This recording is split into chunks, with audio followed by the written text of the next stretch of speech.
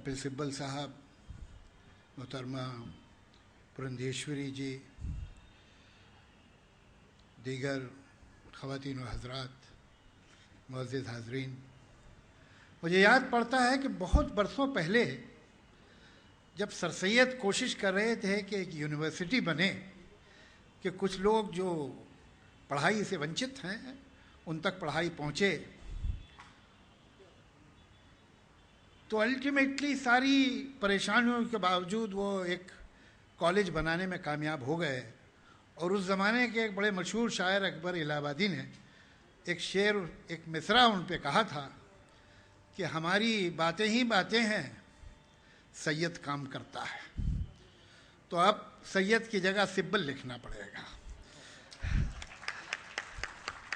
मैं बहुत मुबारकबाद देता हूँ सिब्बल साहब को, अंशु वैश जी को जो इस हिस्से की, इस HRD के इस डिपार्टमेंट की सेक्रेटरी हैं, पुरंदेश्वरी जी को ऑफ कोर्स, कि ये बहुत बड़ा काम कर रहे हैं।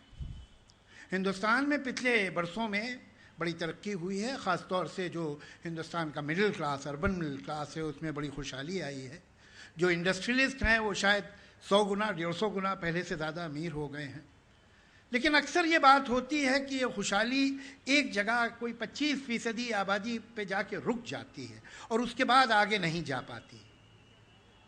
अगर कोई चाहे भी तो ये खुशहाली इस तरह से आगे नहीं जा सकेगी।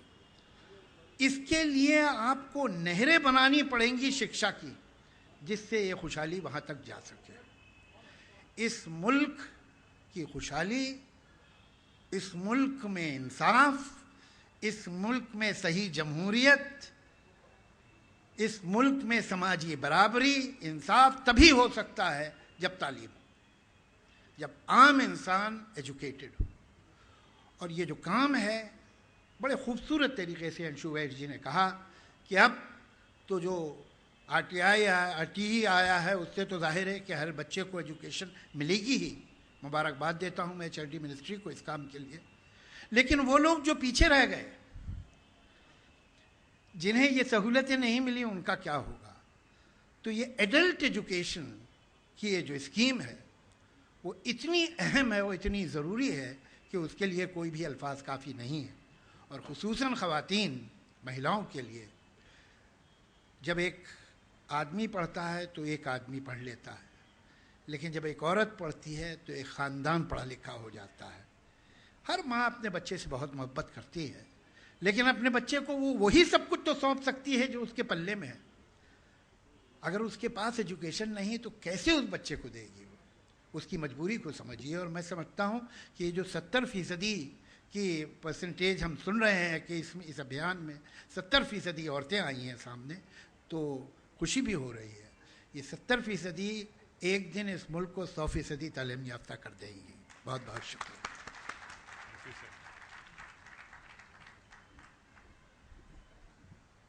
बहुत बहुत शुक्रिया जनाब जावेद अख्तर साहब। Honorable Dr. Purandeshwari ji is closely involved with literacy, the subject very close, very dear to her heart.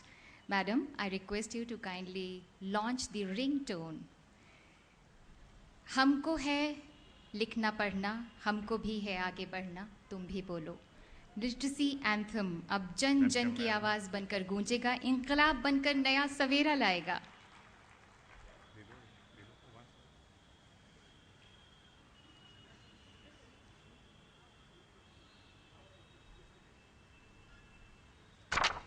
शिक्षा का सूरज है निकला, हो रहा है अब उजाला, आंखें खोलो। हमको भी है लिखना पढ़ना, हमको भी है आगे बढ़ना, तुम भी बोलो। कभी भी कहीं भी हमको पढ़ना है, आगे बढ़ना है, हमको पढ़ना है, आगे बढ़ना है।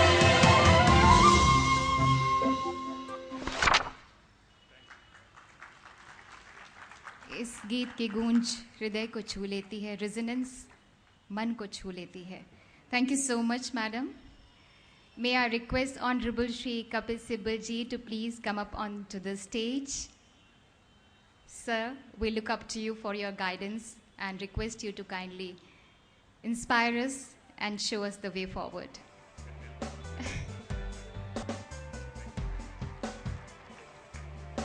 हमें अपना आशीर्वाद दे माननीय।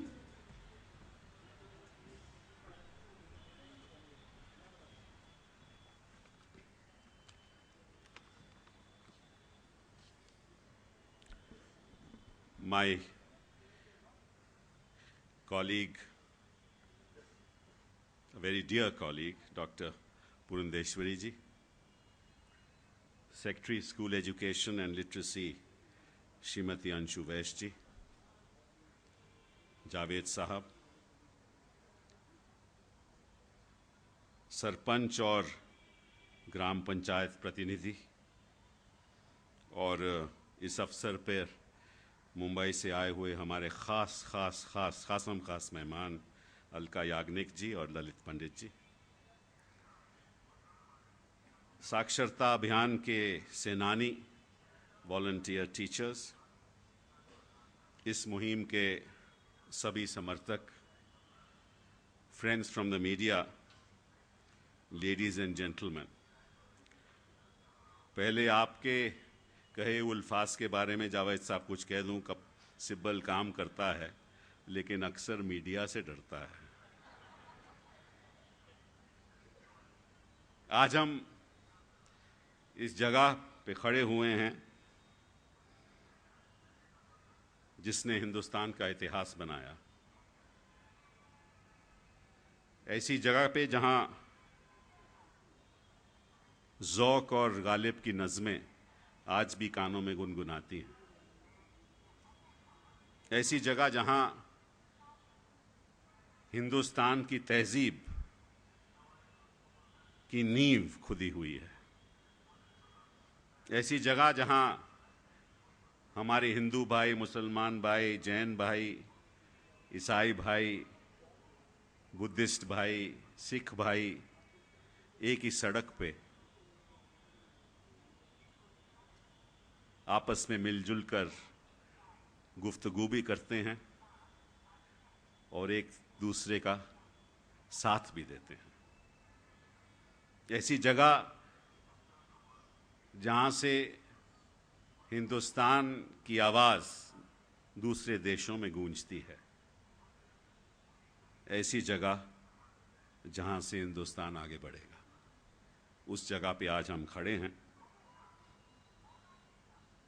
यहाँ के लोगों ने स्वतंत्रता हमें दिलाई, लेकिन आज हम नई स्वतंत्रता की लड़ाई लड़ रहे हैं। ये कोई छोटी मोटी लड़ाई नहीं है। अज्ञान से स्वतंत्रता पाना, निरक्षरता से स्वतंत्रता पाना, ये आज की स्वतंत्रता की लड़ाई है।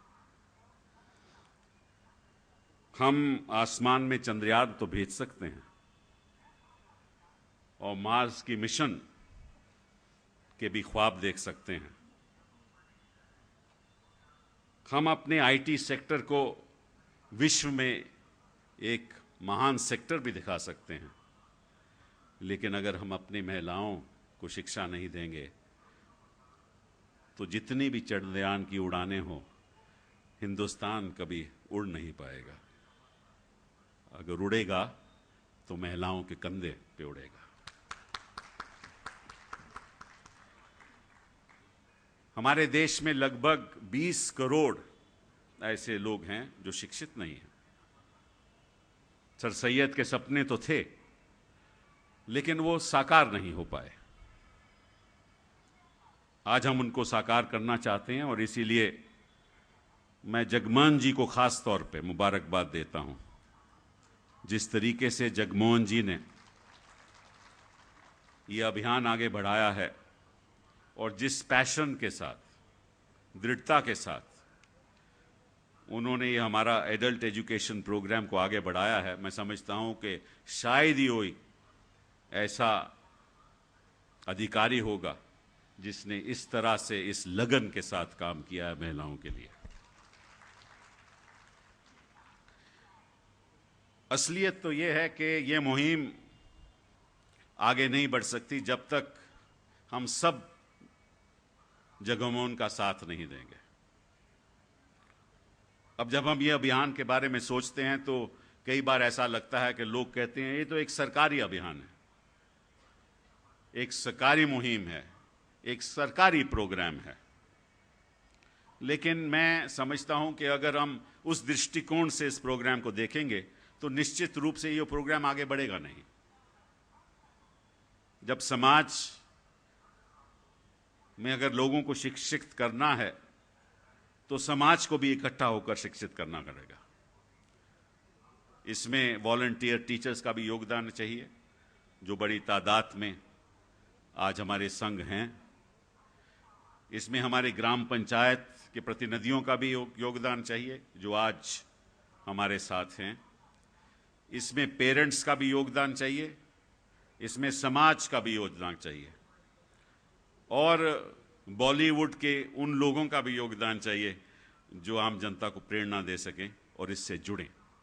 और आज मुझे बड़ी खुशी है अलका जी और ललित जी कि आप यहाँ हमारे साथ हैं और इतना सुंदर गाना आपने, मतलब कि हमारे दिलों को उसने छू लिया। जैसे आप के गाने अक्सर हमारे दिलों को छूते हैं, लेकिन इस गाने में आपने अपना मतलब के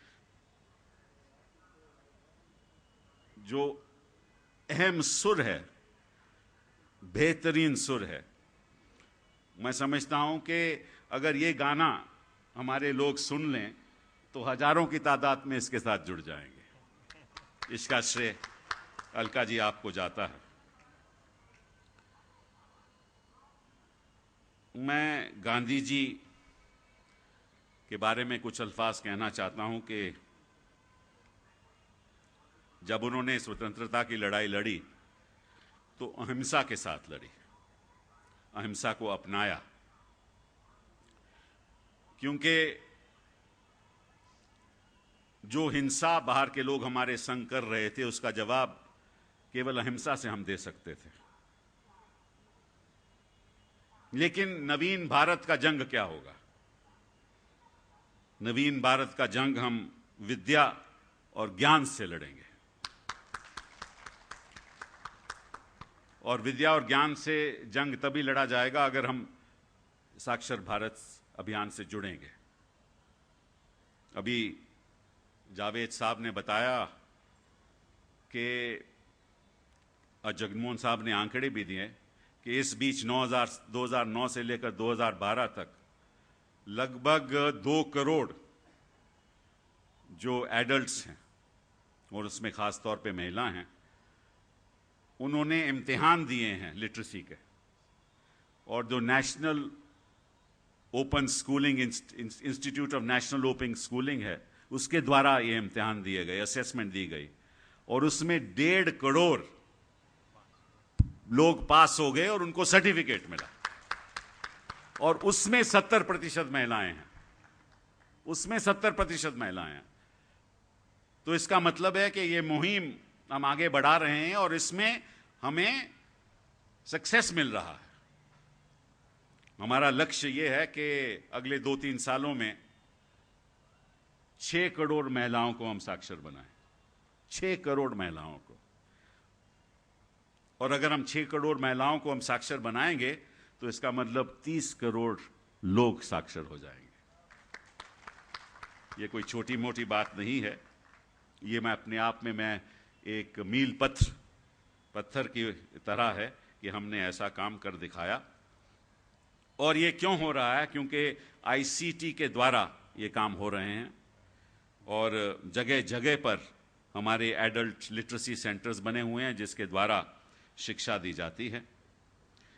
मैं ज़्यादा ना कुछ कहते हुए इतना ज़रूर कहूँगा कि हम साक्षरता, शिक्षा और सशक्तिकरण हर गांव तक ले जाएंगे। साक्षरता, शिक्षा और सशक्तिकरण अगर हर गांव तक पहुंच गया तो समझ लीजिए भारत की आवाज़ की गूंज लाल किला तक पहुंचेगी। इन्हीं शब्दों के साथ जय हिंद, जय भारत।